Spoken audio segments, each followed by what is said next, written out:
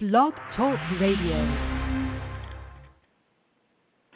Hello, everyone. On today's episode of the Ajay Bruno Show, we'll be talking about the subject of potential extraterrestrial activity on Earth with Stanton Friedman, a nuclear physicist, and one of the most prominent and knowledgeable ufologists of our time. We're just waiting here to get him on the line. It should not be long. In the meantime, I do want to mention, if you're not yet doing so, be sure to follow our new Twitter account. It is at Reagan Worldwide. That's at Reagan Worldwide. So there is lots of good stuff on there. You'll get updates about the show when there's new episodes, so you can be sure not to miss an episode. And this should be a good one we have going here as well. So it should not be long until we get him on.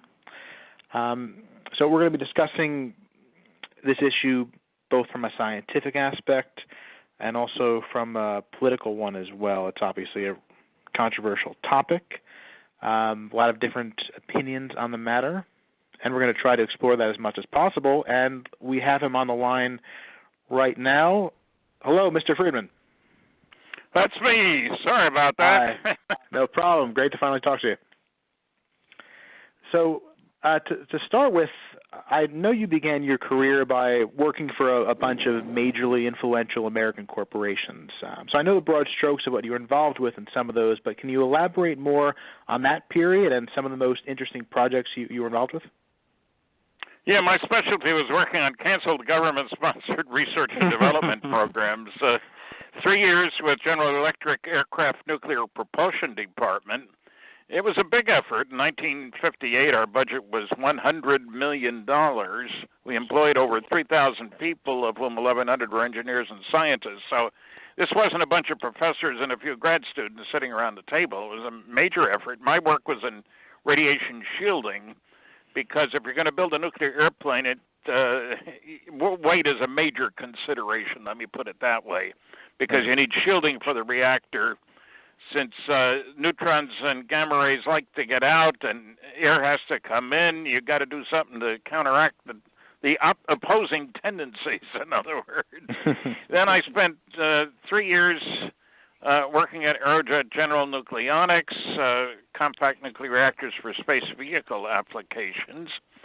And that program got canceled. And I spent 3 years at General Motors Allison division in Indianapolis, and we were looking at compact reactors that would be moved from place to place. You know, you're going to invade Antarctica, bring a power source with you. And finally, and in a sense the most successful and interesting and, that's the word I want, frustrating, I worked for Westinghouse Astronuclear Lab in Pittsburgh, and our job was building nuclear rockets. And you can more than double the payload to Mars, for example, if you have a nuclear rocket. And the high point was we successfully tested the NRX-A6 nuclear rocket reactor propulsion system. This little beastie was less than 7 feet in diameter and operated at a power level of 1,100 megawatts, which is half the power of Hoover Dam. Liquid hydrogen comes in, or gaseous hydrogen comes in, gets liquefied and gasified, and gets expelled at 4,000 degrees. And the test was a great success, somewhat to our surprise. And Aerojet General also built one only 1,000 megawatts, and Los Alamos built and tested Big Brother, if you will, Phoebus 2B. Power level was 4,000 megawatts, twice the power of Hoover Dam in something, less than 7 feet in diameter. I mean, you'd have to carry along your hydrogen, but after all, hydrogen is the lightest and most abundant element in the universe, so that's a good thing. So as soon as all three tests were successful, they canceled the program. And then I thought I had a job. I was booked for a job with McDonnell Douglas, Santa Monica, California. And would you believe that as I'm driving across the country, thinking about what a great chance my job would be to figure out how flying saucers worked. And I couldn't have asked for a more appropriate job, if you will. And driving across the country, I heard on the radio that the program was canceled. Wow. I gave my first UFO lecture in 1967, and when this all happened, I got a family to feed and so forth. So I started getting on the phone early in the morning to book lectures at colleges, and here I am, a lot of years later, more than 700 colleges, 100 professional groups, all 50 states, 10 provinces, and 19 other countries. The last one was Bulgaria. Everybody likes UFOs in Bulgaria. Be a ufologist. See the world. That's ufologist, not ufologist. Well, that's good advice. So, how did you first get? Sorry. Well, I read a book in 1958. Air Force officer Edward J. Ruppelt had been head of Project Blue Book in the early 50s, and he wrote a book, The Report on Unidentified Flying Objects. And I was ordering books from Marlboro, I think it was. I think they're still selling books. And I needed one more book so I wouldn't have to pay shipping charges. I'm kind of a cheapskate. And there was this book, so it sounded intriguing. And the program I was working on was co-sponsored by the Atomic Energy Commission and the Air Force, and he had been an Air Force officer, so how could I go wrong? The book intrigued me, didn't convince me, but it intrigued me, and I wanted to read more, and I shared it with the neighbor. Charlie was 10 years older than I was, an engineer, and I was impressed. Charlie was more impressed than I was. And when I saw him 10 years later, I was giving a lecture at an electrical engineering group that he was a member of, and the first thing he said when he was with his wife was, "We knew you when you didn't believe in flying saucers." That was comforting. You know? So then a big step was at the University of California, Berkeley Library. I found, much to my surprise, I wasn't looking for it. I'd already read 10 books on flying saucers, and some of them were nonsense. But here was Project Blue Book, Special Report number 14. That was published by Leon Davidson, a privately published edition of a government report. Had data on 3,201 sightings. That's a lot. And it also had a press release which lied. And I don't like being lied to. The Secretary of the Air Force was quoted as saying, quote, "On the basis of this study, we believe that no objects such as those properly described as flying saucers have overflown the United States. Even the unknown 3% could have been identified as conventional phenomena or illusions if more complete observational data had been available." Wait a minute. The unknowns weren't 3%. They're 21.5%. I call that a lie. I mean, 21.5 is not 3 rounded off. And they also, the report included comparisons between the unknowns and the knowns, statistical cross-comparison on the basis of 6 different characteristics, apparent size, color, shape, speed, that sort of thing, indicated that the probability that the unknowns, the only ones they're interested in, were just misknowns, was less than 1%. That was impressive. The better the quality of the sighting, based on the background of the observer and all that sort of thing, the more likely to be unidentifiable. So I was really angry. I joined APRO and NICAP, the 2 UFO groups at that time. Neither one exists any longer. And to get their newsletters. And, you know, my first lecture, we had a little UFO group in Pittsburgh, Pennsylvania. And my first lecture was to a local group of our group. I got so involved that I spoke. What shocked me, I was expecting to get a hard time from people. You know, nobody believes in flying saucers, that sort of thing. Right. And I got great responses. And I spoke at a joint meeting of the local sections of the American Institute of Aeronautics and Astronautics and the Institute of Electrical Engineers. We had 400 people there, and there were no nasty questions. And I got lucky. One day I'm going to work. My car was in the garage, and Joanne worked at Westinghouse also. And we're talking. I said, I'd really like to speak at Carnegie Mellon. And she said, well, did you talk to the dean?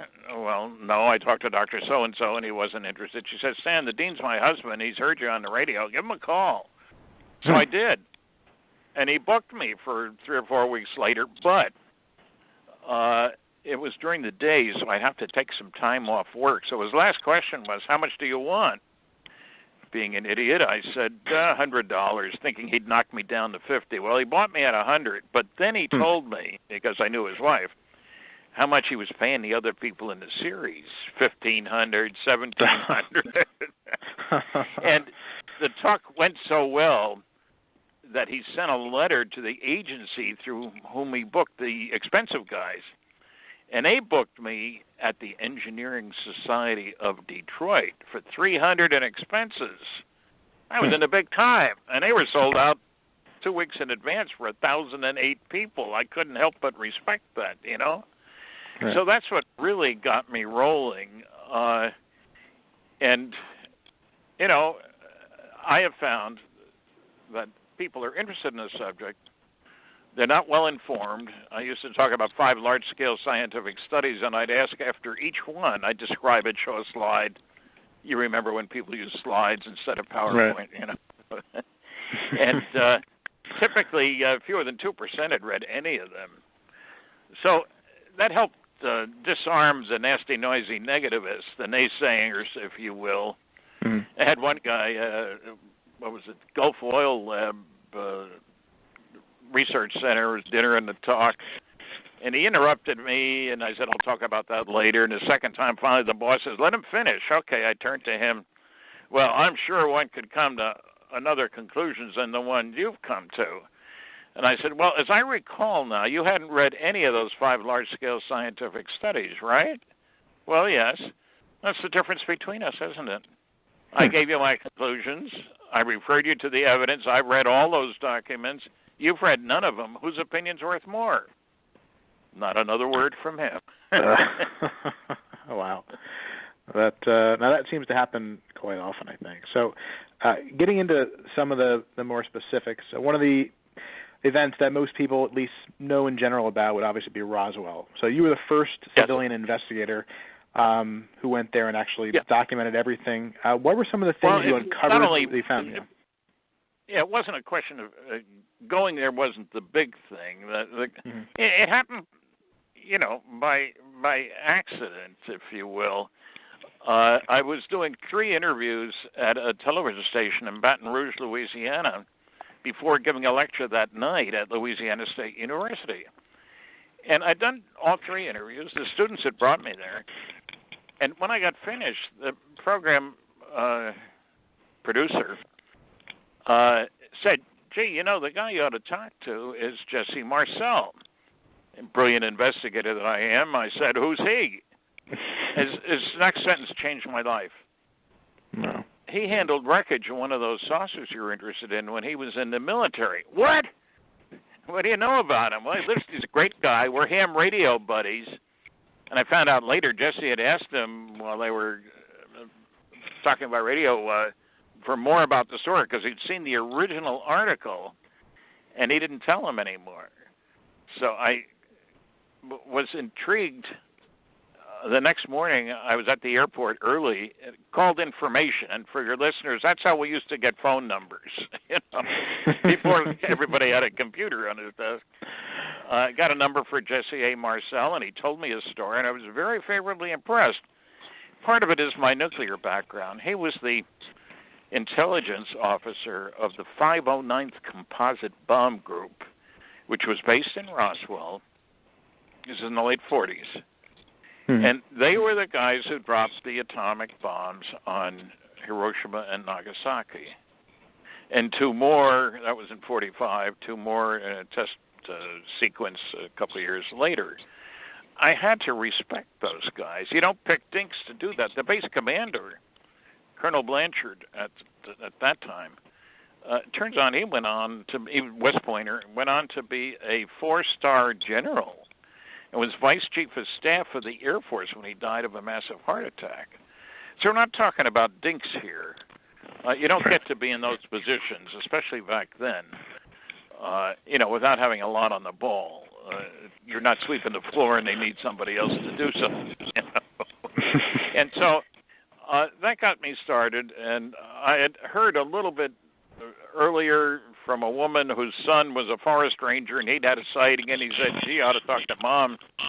She had a great sighting. She was working in Roswell, and I did talk to Mom, and she had remembered names of people, and I followed up as best I could, but didn't get very far. And then I had this television station thing, and then, sometimes you get lucky. It's a good thing. Mm-hmm. What do I know about Roswell, New Mexico? I heard about Roswell, Georgia, but, so I look at editor and publisher, and they have a newspaper in Roswell. Well, the Roswell Daily Record. So I called there, and one of the articles I had mentioned that a guy named Walter Haut, his name is spelled 3 different ways in 3 different articles, he was involved. He put out the story about the Roswell crash in '47. So before I could finish, they asked me what I wanted, and I told them before I could finish the sentence. So his wife works here. I had not the slightest idea when I called the Roswell Daily Anyway, the Roswell Daily newspaper. I'm thinking we have a Fredericton Daily Gleaner where I live, and I always get the two mixed up. Anyway, talked to the wife, and then I talked to Walter, and he helped found the museum, and he had been not just a public information officer, but during the war, he was a navigator, bombardier. And he dropped the instrument package during one of the second round of atom bomb tests. And you pick your best guy to do that. We didn't have atom bombs to waste at that time. Right. And if you don't get the instrument package in the right place at the right time, you've wasted one, and we don't want to do that. So Walter was very, very special. He's gone now. But for people who wonder about such things, the museum, International UFO Museum and Research Center in Roswell, last year had 223,000 visitors, and it's not on the way to anywhere. It's 200 miles from Albuquerque, 200 miles from Amarillo, 200 miles from El Paso. So if you're there, it's because you want to be there, and people come from all over the world. They bring their kids, and they have costume parades sometimes. I'm going to be the parade, whatever you call the guy. Grand Marshal. Yeah. I like that term. Grand Marshal at this year's Roswell Festival. It's first or so week in July, right after July 4th this year. And they tell me they're going to be big doings and be prepared. So I will be prepared because I have announced that I'm retiring sometime soon. And, 60 years is a long enough time, don't you think? I'll be 84 July. I wish we had gotten full disclosure by now, but, Well, it's a strange world we live in. People are interested all over the world, and I've lectured in Australia, I've lectured in Saudi Arabia, in South Korea, in China, and a bunch of European countries, in Argentina, and Brazil, and Mexico, and people are interested all over the world, and they're curious, and nice things have happened from my viewpoint. In other words, our knowledge of the world, the universe around us, whatever you want to, the galaxy around us, has changed drastically. I can remember when we thought this was the only solar system there was, and we're on the only planet in the solar system that's got oxygen, and water and stuff. So aren't we special? Which is a terrible thought when you think, in World War II we killed 50 million people. This is the best that God can offer? Come on. Yeah. Well, let's be realistic. I don't know what the kids learn in school, but I do know that there were bombing raids over Europe with 300 airplanes flying, in formation, dropping bombs as they went. And that, that's pretty scary. But one of the big things that we found, thanks to the Kepler satellite, Frank Drake of the SETI movement, SETI, Search for Extraterrestrial Intelligence. I think it really stands for Silly Effort to Investigate, but anyway, that's the point. Frank, in 1960, said that there might be as many as 6,000 places that could be sending signals our way. Well, one of the things we've done is we put up a lot of satellites that get information you can't get from down at the surface of the planet, and the Kepler is looking for planets, and it's amazingly sensitive. And now the latest number, 1.6 planets per star. Now, if you think about that, within 100 light years of here, which is just down the street, really, there are 10,000 stars or 16,000 planets. I'm not saying they're all inhabited, of course not. But as a nuclear guy, for example, uranium-235 is the isotope we want to use in nuclear weapons. We do a lot about nuclear weapons. And it's 0.7% of all the uranium atoms. Do we say, it's worthless, it's less than 1%? No, we say, let's spend umpteen $1 million to build a mile-long facility. This is during World War II. Right. To pump a uranium-based gas, through a long system, a mile-long system. And the lighter isotope, U-235, moves faster than the heavier one, U-238. And pretty soon you're enriching it. Now, we were using 5% of all the electricity produced in the United States in the middle of the war to enrich uranium isotopes. In secret, mind you. I know there are people who say governments can't keep secrets. Well, that's simply not true. I had a security clearance for 14 years. And I will absolutely guarantee you that governments can keep secrets. Lots of them. And they're big programs. It's not just aircraft nuclear propulsion. No. They're classified stuff everywhere. And so it changes our picture of ourselves. Obviously, we're not the big cheeses around. And why anybody would be surprised that anybody is coming here when you say, well, why don't they talk to us?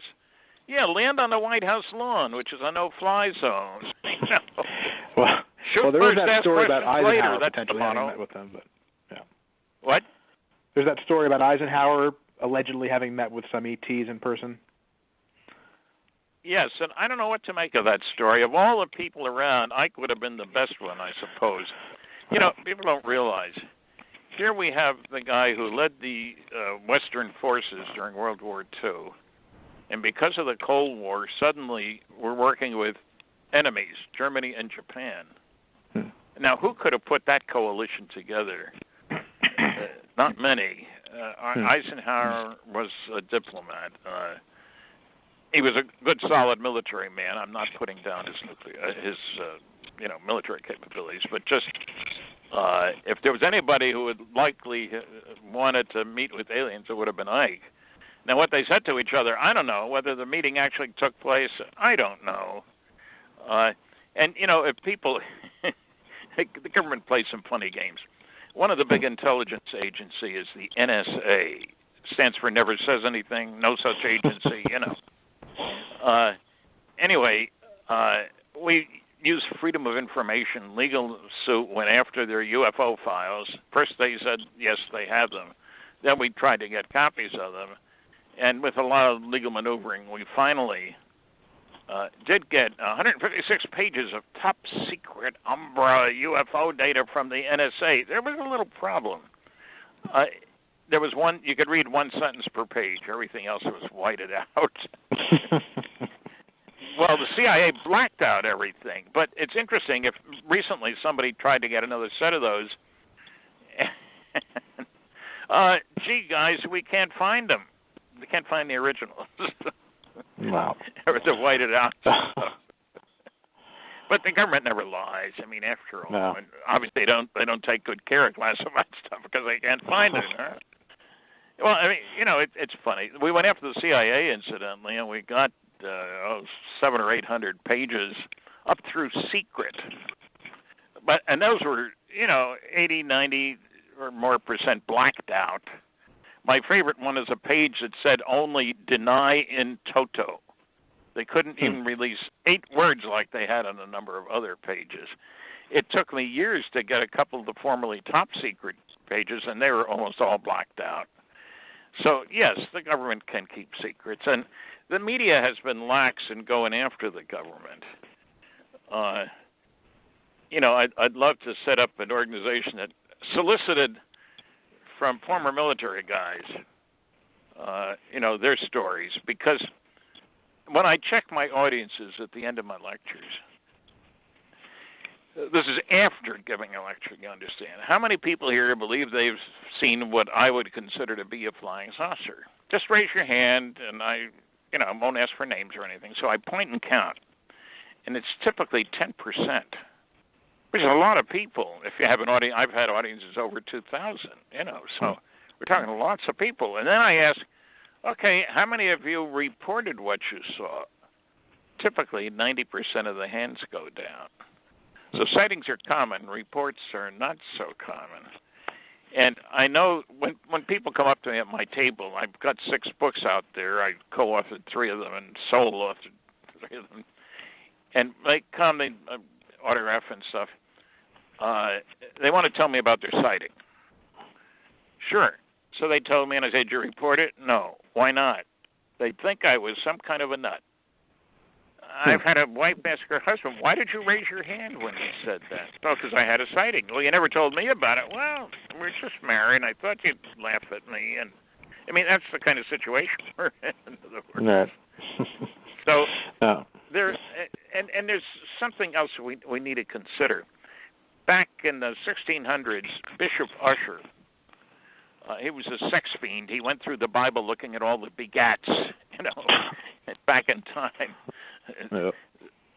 There were a lot of begats, and he concluded by adding, up all the time frames here, that the world was created in 4004 B.C.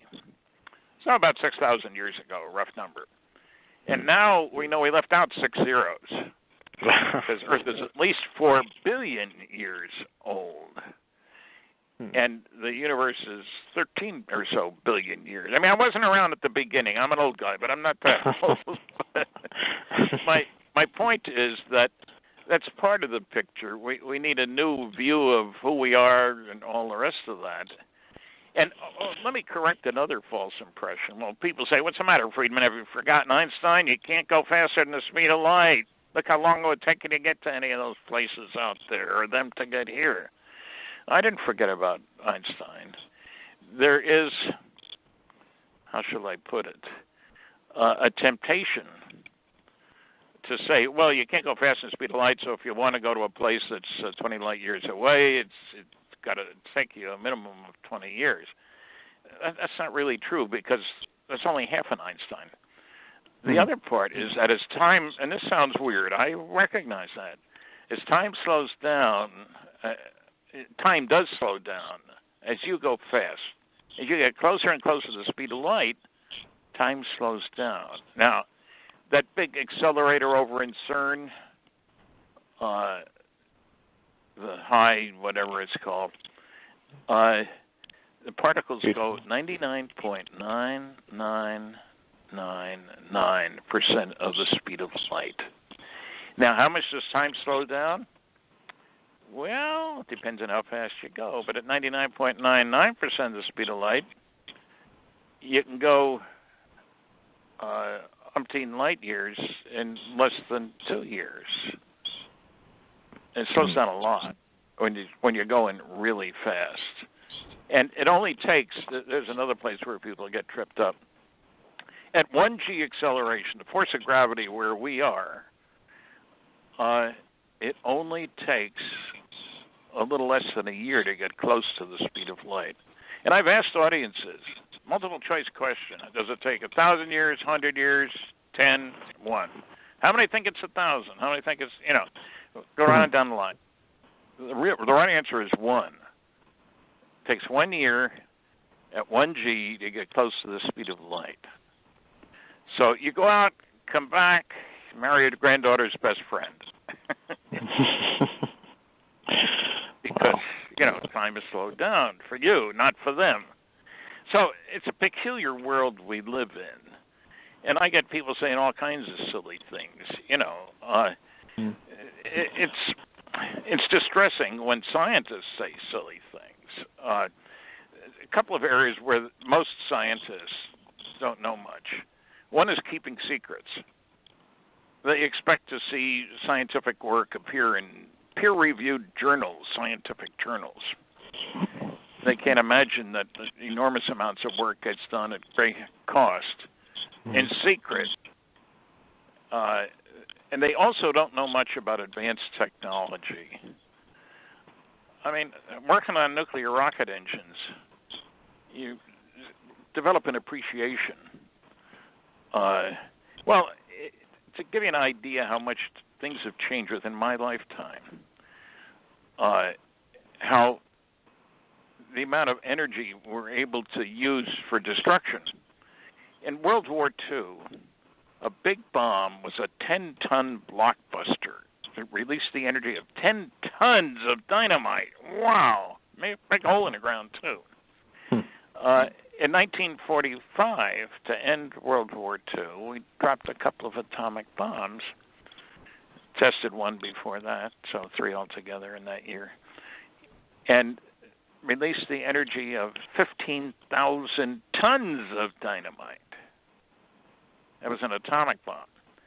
Now, the real humdinger was the H-bomb, a fusion device. We didn't even know about fission and fusion until 1938. We didn't know that there were neutrons until 1932. So we've been learning. But the Russians dropped, the first H-bomb was dropped in 1952. Released the energy of 10 million tons of TNT.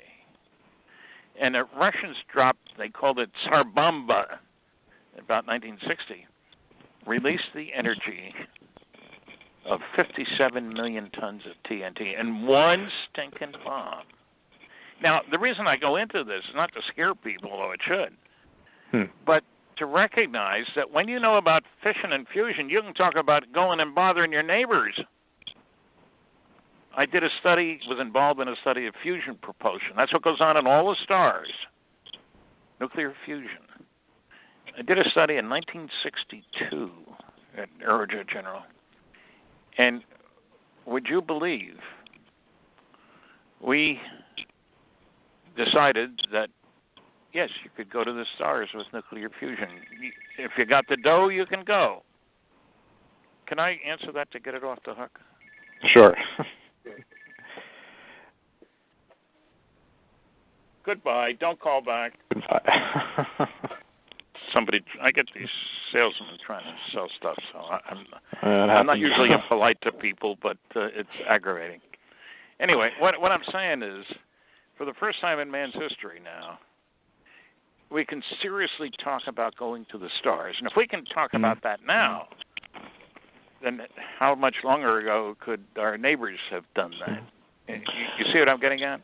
Right. No, I wonder how far ahead we are compared to what we know about. There was a whole issue with that Gary McKinnon guy who got into NASA's computers and found evidence of a potential military secret space fleet. And what do you make of something like that? Do you think that's possibly true? I'm not. What? I have my doubts about a secret space fleet. Takes an awful lot of dough and a lot of space and a lot of people. And what has come of it? Why would we still be building the old stuff if we've got something new and better? So no. I don't believe it until I see better evidence. In other words, there are loads of good stories around. I used to read a lot of science fiction when I was young. I don't much anymore, incidentally. Well, the real world is exciting enough. And, technology, my mantra is that technological progress comes from doing things differently in unpredictable ways. the future is not an extrapolation of the past. You have to change how you do things. I mean, I used a slide rule when I started work in industry. And most people tell you, what's the slide rule?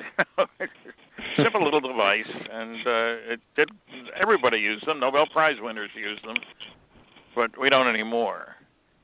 I mean, I look at a computer sitting on my desk. If I'd had this capability 50 years ago, wow. Computers were big. They took all kinds of air conditioning. They took a room in the building way up there, and you never touched a computer. You filled out input data sheets, and somebody typed them up, and you got a deck of cards, and an entirely different world. And people would laugh if you wanted to do something like that today. So if we've got, I'm not saying there aren't secrets being kept. That's not what I'm saying. But about an advanced space program, et cetera, I haven't seen any signs of it. And I also, there's something else going on here, too. I think if we're going to go to the stars, it ought to be an Earthling craft, not Russian, Chinese, American, Greek, whatever. The planet is a small unit. We all have something in common on this planet. We shouldn't be fighting each other. We should be helping each other. And when you look at the military budget, $1 trillion this year, there are a lot of kids who starve every year. You know, we should be doing something about that, I think. So right. I've got my own biases, you know. No, especially in space exploration, I don't think enough is being put in that. I mean, if we haven't been to Mars yet, the fact that it's going to take, you know, possibly like 70 plus years before going from the moon to Mars, I think is just ridiculous. Well, yeah, what we need is leadership. I'm a big fan of the late Admiral Hyman Rickover, the nuclear navy. And he was a damn the torpedoes, full speed ahead kind of guy. You don't like where we're going, get off the ship, you know. But you realize in World War II, U-boats, you see them in the crossword puzzles, you know. U-boats could stay underwater for a day. They need oxygen for the diesels and stuff, you know. Today, nuclear-powered submarines can go around the world underwater, which is a pretty neat trick. And we have, what really amazes me is the nuclear-powered aircraft carriers, huge monsters, and they can operate for 18 years without refueling. Now, ask any ship captain how he would like to be able to move without waiting for the tanker, you know. 18 years is a long time. Full speed ahead. And so Rickover knew how to get the job done. And I worked on programs where I just wished there was a Rickover at the top of it who said, okay, this is our goal, let's get with it. And I sat at a NASA meeting. What should we do with the nuclear rocket? We could do this, we could do that, we could do something else. Earth orbit, lunar orbit, base on the moon, a bunch of choices. They didn't have the faintest idea what they wanted to do with the darn thing. So we had 3 successful tests. What do? We cancel the program. We don't know what we want to do with that. You know, aggravation. No. And I just want to add that, remember, this is an international problem. Not just because I've spoken to 19 countries, but because, you know, you read papers from other people and talk to others who've traveled around. There's a great deal of interest all over the world, but there's confusion. Where do we go from here? You know, what do we do? How do we all get together? And these are problems we haven't learned to solve, have we? No, that's true. And I wonder how much information is actually shared between different governments, because I know in Canada you have the former Minister of Defense, Paul Hellyer, and he's outspoken on this issue, but he clearly, you know, wasn't in the know when he was in power. So. No, I was there when he gave his first talk, and a good man, and he's even older than I am, which is saying something. In good shape, but. Yeah, there seems to be a lack of coordination on this subject, and you know, yes, there's a religious angle, but the Pope on occasion has said, you know, there's no reason there can't be beings like us out there. So he wasn't brushing it aside. But a lot of people, there are some church people who say, we're it. All the some leaders have said, all the intelligent beings in the universe are right here on planet Earth. And there are sometimes when you say, are any? Right. No. So where do you see the future of ufology going? Do you think we're going to get to a point where the vast majority of people will just be convinced by whatever evidence is out there, or how do we go from here? Well, I think we're already there. But what we do about that, you'd think, I think the last number I heard is 192 countries in the world, which seems rather absurd. I think that there will be, I was really excited about the article in the New York Times on December 16th, talking about the secret group that had been around from 2007 to 2012, Luis Elizondo and others. And I've been waiting for the other shoe to drop. So where are the reports, guys? They spent $22 million. I want to see some paper. So I'm hoping that was just the beginning, that there's some shenanigans going on, discussions about how should we break this. And people forget, there isn't anybody who speaks for planet Earth, as far as I know. Who are the aliens going to negotiate with? Well, we're a threat to the neighborhood. As I say, one reason anybody would come here is to keep us from going out there. Mm-hmm. Who would want us? How have we demonstrated the ability to do anything sensible on a large scale? So, and I don't know where we're going from here on that, but I certainly feel that the kids, not many of the kids are saying we're alone. Maybe there's too much Star Wars or whatever it is. Mm-hmm. It doesn't shock them the way it shocked, 60 years ago. There were plenty of people say you can't get here from there and you can't keep secrets and blah, blah, blah. Bunch of baloney. Right. So I'm still optimistic. I wouldn't be doing what I'm doing, which is to communicate. And incidentally, anybody who wants autographed copies of my books, go to my website, www.stantonfriedman, FRIEDMAN.com.